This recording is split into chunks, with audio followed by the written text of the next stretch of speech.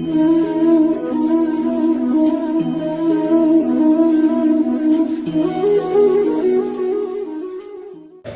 श्री कृष्णा, राधे राधे। कैसे हो आप सब भक्तों? स्वागत है आप सबका आप सबके अपने YouTube चैनल सद्गुण सेवा भक्ति में। भक्तों, आज मैं आप सबके सामने साथ शेयर करूंगी योगिनी एकादशी कब है, क्या है उसके व्रत के नियम, पारण का समय और शुभ मुहूर्त कब का है, और व्रत कथा के बारे में मैं आपको बताऊंगी। तो प्लीज़ वीडियो के एंड तक बने रहिएगा, वीडियो को स्किप बिल्कुल भी ना कीजिए। चलिए शुरू करते हैं। प्रत्येक वर्ष आषाढ़ माह के कृष्ण पक्ष की एकादशी तिथि को योगिनी एकादशी का व्रत रखा जाता है। इस बार योगिनी एकादशी का व्रत शुक्रवार 24 जून 2022 को रखा जाएगा। धार्मिक मान्यता के अनुसार विधि विधान से योगिनी एकादशी का व्रत को करने से 88,000 ब्राह्मणों को भोजन करने के बराबर का फल मिलता है। इसलिए इस व्रत का अपना विशेष महत्व है। योगिनी एकादशी पर भगवान विष्णु की पूजा करना शुभ फलदायी माना गया है। जो भक्त योगिनी एकादशी पर विष्णु भगवान की पूजा अर्चना करते हैं, उन्हें पाप कर्मों से मुक्ति मिलती है। ये भी कहा जाता है कि योगिनी एकादशी व्रत करने वाले लोगों को मृत्यु के बाद भगवान विष्णु के चरणों में जगह प्राप्त होती है। साथ ही आषाढ़ कृष्ण पक्ष की एकादशी के दिन योगिनी एकादशी व्रत कथा को सुनने से व्रत का वास्तविक फल प्राप्त होता है। तो आइए जानते हैं योगिनी एकादशी की तिथि और व्रत कथा के बारे में। योगिनी एकादशी तिथि प्रारंभ होगी 23 जून गुरुवार रात 9:42 से, जिसका समापन होगा 24 जून शुक्रवार रात 11:12 पर, और द्वादशी तिथि प्रारंभ होगी 24 जून शुक्रवार रात 11:13 से, जिसका समापन होगा 25 जून शनिवार रात 1:10 पर। व्रत पारण का शुभ मुहूर्त रहेगा 25 जून 2022 दिन शनिवार सुबह 5:48 से 9:25 तक व्रत पारण का शुभ मुहूर्त रहेगा। तो भक्तों, बताए गए समय के अनुसार ही आप अपने व्रत का पारण करें। आइए अब जानते हैं योगिनी एकादशी व्रत कथा के बारे में। पौराणिक कथा के अनुसार स्वर्ग धाम की अलकापुरी नामक नगरी में कुबेर नाम का राजा रहता था। वह शिव भक्त था और प्रतिदिन भगवान शिव की पूजा किया करता था। हेम नाम का एक माली पूजा के लिए राजा के यहाँ फूल लाया करता था। हेम की विशालाक्षी नाम की सुंदर स्त्री थी। एक दिन वह मानसरोवर से पुष्प तो ले आया, लेकिन कामासक्त होने के कारण वह अपनी स्त्री से हास्य विनोद तथा रमण करने लगा। इधर राजा उसकी दोपहर तक राह देखता रहा। अंत में राजा कुबेर ने सेवकों को आज्ञा दी कि तुम लोग जाकर माली के न आने का कारण पता करो, क्योंकि वह अभी तक पुष्प लेकर नहीं आया। सेवकों ने कहा कि महाराज, वह पापी अति कामी है, अपनी स्त्री के साथ हास्य विनोद कर रहा होगा। ये सुनकर कुबेर क्रोधित हो गए और उसे बुलाया। हेम माली उपस्थित हुआ। राजा कुबेर ने क्रोध में आकर कहा, तूने मेरे परम पूजनीय ईश्वर के ईश्वर श्री शिवजी महाराज का अनादर किया है, इसलिए मैं तुझे श्राप देता हूँ कि तू स्त्री का वियोग सहेगा और मृत्यु लोक में जाकर कोढ़ी होगा। कुबेर के श्राप से हेम माली का स्वर्ग से पतन हो गया और वह उसी क्षण पृथ्वी पर गिर गया। भूतल पर आते ही उसके शरीर में श्वेत कोढ़ हो गया। उसकी स्त्री भी उसी समय अंतर्ध्यान हो गई।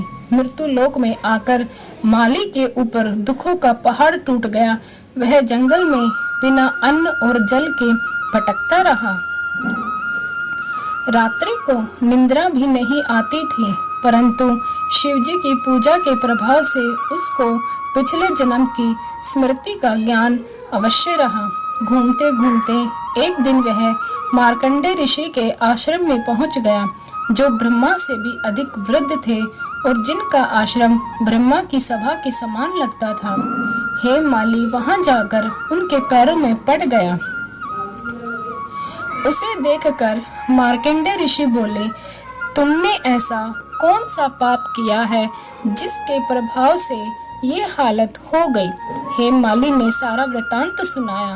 ये सुनकर ऋषि बोले, निश्चित ही तूने मेरे सम्मुख सत्य वचन कहे हैं, इसलिए तेरे उद्धार के लिए मैं एक व्रत बताता हूँ।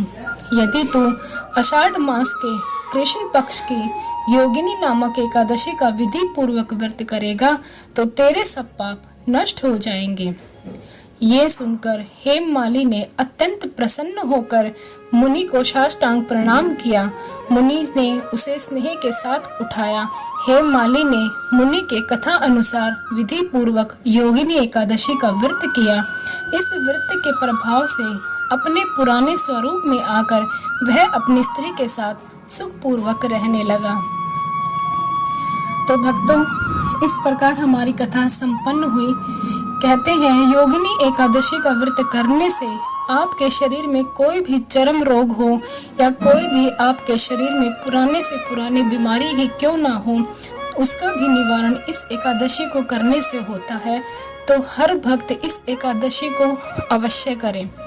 योगिनी एकादशी व्रत करने से पहले भक्तों को व्रत के नियम जान लेने चाहिए, क्योंकि इन नियमों का पालन किए बिना व्रत का पूरा पुण्य लाभ हमें नहीं मिलता। योगिनी एकादशी व्रत के कुछ नियम हैं और सिर्फ योगिनी ही नहीं भक्तों, हमें हर एकादशी को करने से पहले कुछ नियमों का पालन करना होता है। तो आइए अब मैं उनके बारे में आपको बताऊंगी। एकादशी व्रत के दौरान व्रती को भूलकर भी कभी झूठ नहीं बोलना चाहिए और व्रत के दौरान कभी भी बुरा बर्ताव नहीं करना चाहिए और न ही किसी के दिल को ठेस पहुंचानी चाहिए। एकादशी व्रत में जरूरतमंदों की हमेशा सहायता करनी चाहिए। एकादशी व्रत के दिन घर में अंडा, मांस, मदिरा आदि का सेवन बिल्कुल भी नहीं करना चाहिए। इस दिन केवल सात्विक भोजन ही घर में बनाना चाहिए।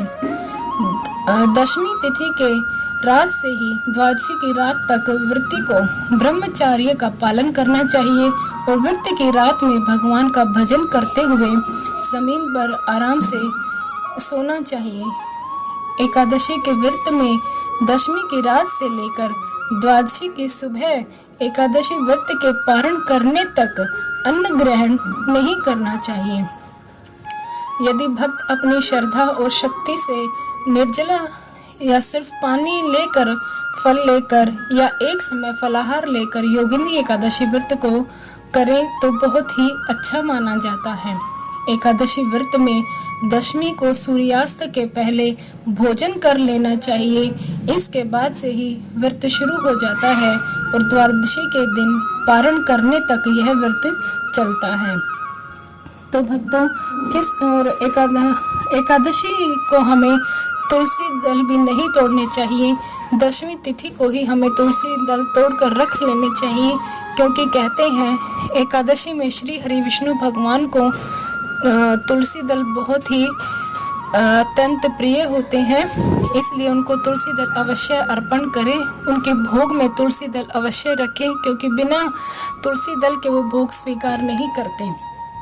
तो आज की आपको मेरी जानकारी कैसी लगी, उसके लिए आप मुझे ज़रूर कमेंट बॉक्स में अपना जवाब दें और वीडियो को लाइक करें, दोस्तों के साथ शेयर करें, सब्सक्राइब करना ना भूलें। साथ ही प्लीज़ बेल आइकन ज़रूर प्रेस करें ताकि आने वाली वीडियो के नोटिफिकेशन आपको मिलते रहें। जय श्री कृष्णा, राधे राधे। अपना प्यार और आशीर्वाद हम पर सदैव आप बनाए रखें।